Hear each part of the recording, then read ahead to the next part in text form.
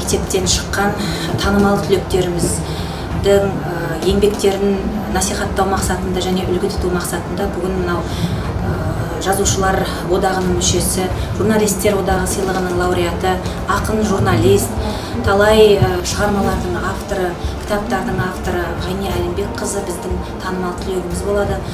Сол кісінің бастамасымен және демеушілігіменен бүгін міне түлектер орталығын ашқалы отырмыз.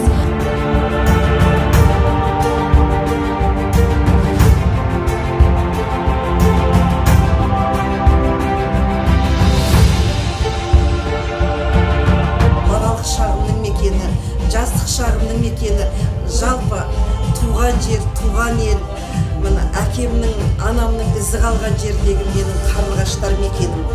Сондықтан бүгінгі қуаныш, бүгін әдеби және шығармашылық кабинетімен түлектер орталығы ашылып отыр.